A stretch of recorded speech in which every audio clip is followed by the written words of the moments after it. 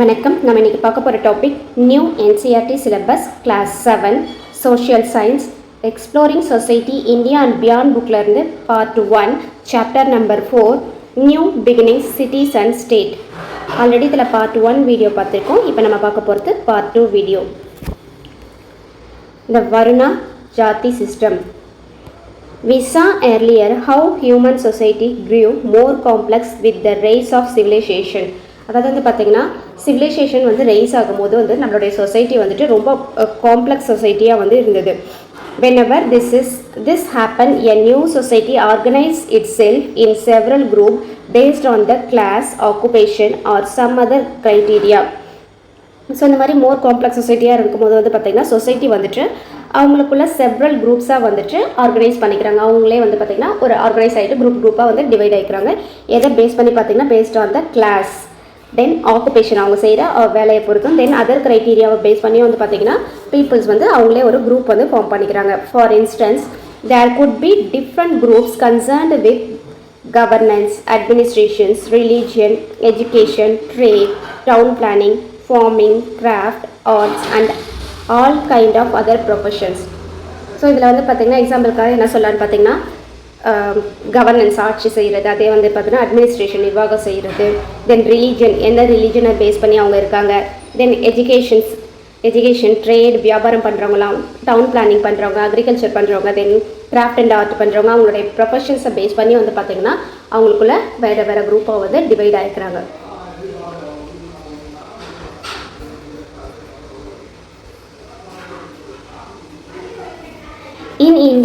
In an ideal society, all those groups could be complement each other and work in harmony. So இந்த மாதிரி வந்துட்டு அந்த சொசைட்டியில் இருக்கவங்க குரூப்பாக இருப்பாங்கன்னு பார்த்தோம். அவங்க வந்து பார்த்திங்கன்னா ஒருத்தருடைய ஒர்க்கை வந்து இன்னொருத்தவங்க வந்துட்டு ஷேர் பண்ணிக்கிறாங்க. இவங்க ஒரு ஒர்க் பண்ணால் அவங்க ஒரு ஒர்க் பண்ணி ஒருத்தவங்க என்ன பண்ணுறாங்கன்னா அவங்களுடைய காம்ப்ளிமெண்ட்டாக வந்து ஒர்க்கை வந்து ஷேர் பண்ணிக்கிறாங்க. But most of the time based on the divisions is lead to inequality. So most of time வந்து பார்த்திங்கன்னா இந்த மாதிரி இருக்கிற குரூப்ஸில் வந்துட்டு ரொம்ப இன்ஈக்வாலிட்டி, எல்லாருக்கும் வந்து ஈக்குவலாக வந்து கிடைக்கிறது இல்லை. Some group acquire more wealth, power or influence than other. சில குரூப்பில் இருக்கவங்க வந்து பார்த்திங்கன்னா மற்றவங்கள விட ரொம்ப வெல்த்தியாக இருக்கிறாங்க, அவங்களுக்கு நிறைய பவர்ஸ் வந்து இருக்குது, அதிகாரம் மிக்கவங்களாக இருக்காங்க. அதே மாதிரி வந்து பார்த்திங்கன்னா அடுத்தவங்களை வந்து டாமினேட் பண்ணுற மாதிரியும் வந்து இருக்காங்க. In other words, while equality is an ideal that human society have often aspired to, very few if any have ever achieved it. So இந்த சொசைட்டியில் வந்து பார்த்திங்கன்னா அவங்களுடைய ஐடியல் என்னவாக இருக்குது, அவங்களுடைய லட்சியம் என்னவாக இருக்குன்னா ஈக்குவலாக இருக்கணும். ஆனால் அது வந்து சிலருக்கு மட்டும்தான் வந்து கிடைக்குதுன்னு சொல்கிறாங்க. In India the society was organised in twofold system. நம்மளுடைய சொசைட்டி வந்து டூ-ஃபோல்ட் சிஸ்டமாக வந்து இருக்குது. One category was the jati, a group of community of people with a specific professional occupation closely tied to each their livelihood. அதாவது வந்து பார்த்திங்கன்னா நம்மளுடைய society வந்துட்டு டூ-ஃபோல்ட் சிஸ்டமாக இருக்குது. அதில் வந்து பார்த்திங்கன்னா ஒன்று என்னென்னு பார்த்திங்கன்னா ஜாதி. ஸோ அவங்க வந்து பார்த்திங்கன்னா அவங்களுடைய லைவ்ஹுட் வாழ்வாதாரத்தோட ஒன்றோட ஒன்று ரொம்ப வந்து டைட்டாக வந்து க்ளோஸாக வந்து இருக்காங்க. The skills that defined a particular jati, for instance, skill in agriculture, metallurgy, commerce or any other craft was generally transmitted from generation to generations.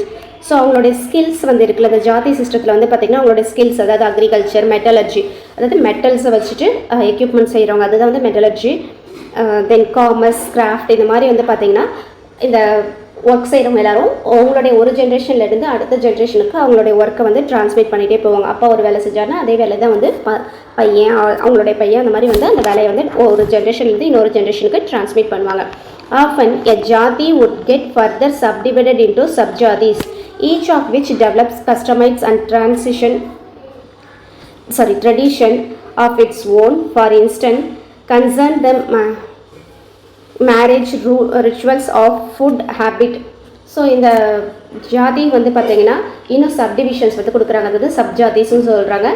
அவங்களுக்கும் வந்து பார்த்திங்கன்னா ஓனான கஸ்டம்ஸு, ட்ரெடிஷன்ஸ் அவங்களுக்குன்னு வந்துட்டு அவங்களே டெவலப் பண்ணிக்கிறாங்க. ஃபார் எக்ஸாம்பிள் வந்து பார்த்தீங்கன்னா அவங்களுடைய மேரேஜ்லேயோ, அவங்களுடைய ரிச்சுவல்ஸ்லேயோ, அவங்களுடைய ஃபுட் ஹேபிட்ஸ்லேயோ அவங்கவுங்களுக்குன்னு ஒரு கஸ்டம்ஸ் அண்ட் ட்ரெடிஷன்ஸை வந்து ஃபார்ம் பண்ணிக்கிறாங்க.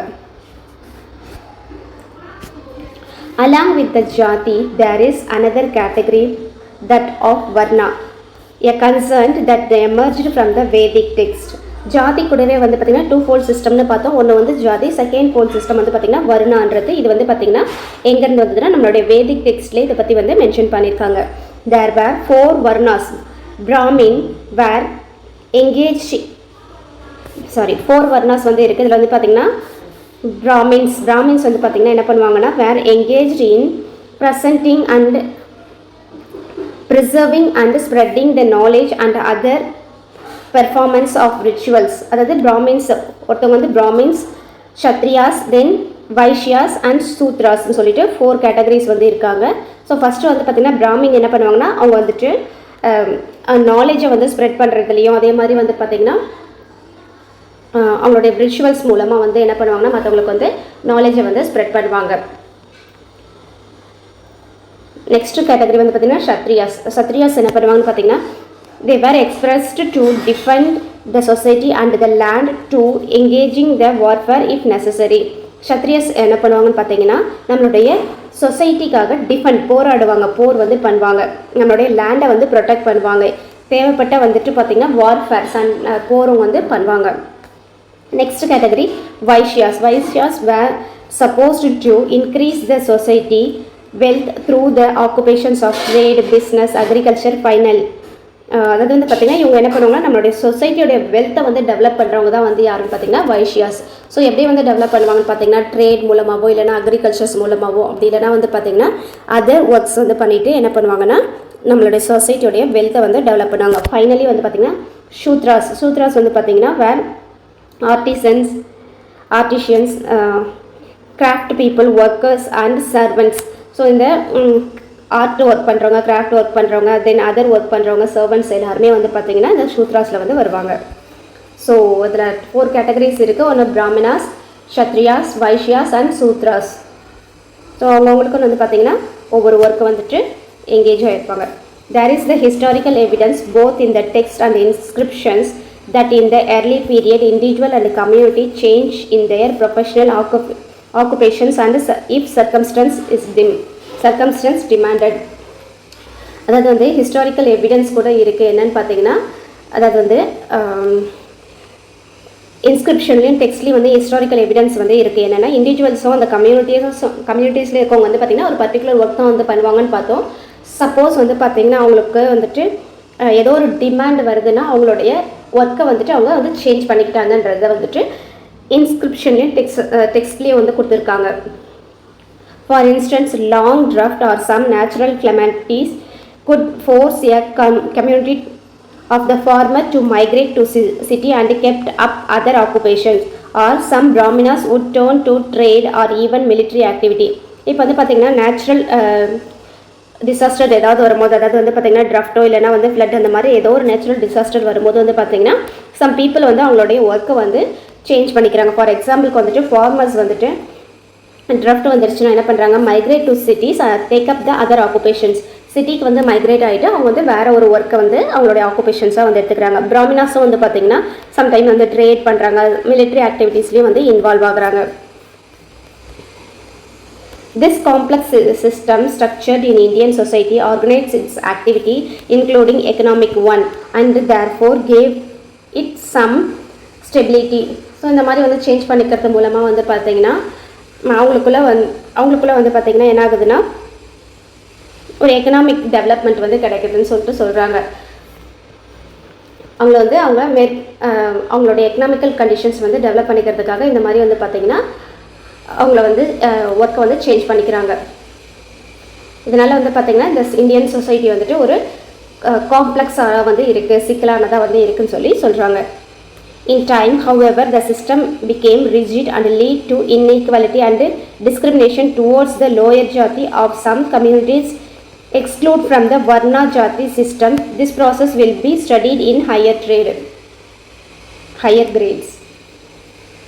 ஸோ இதனால் வந்து பார்த்திங்கன்னா இந்த சிஸ்டமே வந்துட்டு ஒரு மோர் ரிஜிட், ஒரு ஸ்ட்ராங்கான சிஸ்டமாக வந்து, அதாவது ரொம்ப காம்ப்ளெக்ஸான சிஸ்டமாக வந்து இருக்குது.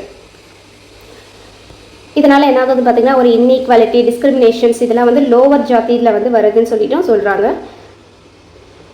ஸோ இதனால் வர்ணா ஜாதி சிஸ்டம்ஸ் இது எல்லாமே வந்துட்டு என்ன சொல்கிறது, அந்த சிஸ்டத்துலேருந்து எல்லாருமே வந்துட்டு கொஞ்சம் விலகி இருக்கணும் அப்படின்னு சொல்லி இருக்காங்க. ஸோ இதை பற்றி நம்ம வந்துட்டு ஹையர் கிரேடில் வந்து படிப்போம். ப்ரீஃபாக வந்துட்டு ஹையர் கிரேடில் வந்து படிக்கலாம். வர்ணா ஜாதி systems has had a deep impact on Indian society and generation of scholars have studied its countless aspects. So இந்த வர்ணா ஜாதி சிஸ்டம் வந்து பார்த்திங்கன்னா இந்தியன் சொசைட்டியில் வந்துட்டு ஒரு டீப்பான இம்பேக்டை வந்து க்ரியேட் பண்ணியிருக்குன்னு சொல்கிறாங்க. அப்படின்னு சொல்கிறது யாருன்னு பார்த்திங்கன்னா நம்மளுடைய ஸ்காலர்ஸ், அதாவது அறிஞர்கள்லாம் வந்து சொல்கிறாங்க. There is a broad agreement that the systems were significantly different in early period but became more rigid with the passage of time, in particular during the British rule in India. அதாவது இந்த system வந்து இந்த வர்ணா ஜாதி system வந்து பார்த்திங்கன்னா அவங்களுக்குள்ள ஒரு broad agreement வந்து இருந்திருக்கு. அது வந்து எப்படின்னா கொஞ்சம் ஃப்ளெக்சிபிளாக வந்து இருந்திருக்கு. ஆனால் பிரிட்டிஷ் பீரியடுக்கு அப்புறம் வந்து பார்த்திங்கன்னா இது எப்படி இருக்குன்னா பிகேம் மோர் ரிஜிட். பிரிட்டிஷ் பீரியடுக்கு அப்புறம் இது வந்துட்டு ஃப்ளெக்சிபிளாக இல்லாமல் ரொம்ப ரிஜிடாக வந்து இருக்குது, ரொம்ப ஸ்ட்ராங்காக வந்து இருக்குன்னு சொல்லி சொல்கிறாங்க. Let us also keep in mind, while the Varna Jati has been an important mechanism at work in Indian society, it is not only one. There have been many other, some of which we'll explore later, especially in our theme, our cultural heritage and knowledge traditions. அதாவது வந்து பார்த்திங்கன்னா British பீரியடுக்கு முன்னாடி வந்து ரொம்ப ஃப்ளெக்சிபிளாகவும் அதுக்கப்புறம் வந்து பார்த்திங்கன்னா ரொம்ப ரிஜிடாகவும் இருந்ததுன்னு பார்த்தோம். ஸோ இந்த வர்ணா ஜாதி சிஸ்டம் வந்து பார்த்திங்கன்னா நம்மளோட இந்தியன் சொசைட்டியில் வந்துட்டு ஒரு இம்பார்ட்டன்ட் மெக்கானிசமாக வந்து ஆக்ட் ஆகிருக்குன்னு சொல்கிறாங்க.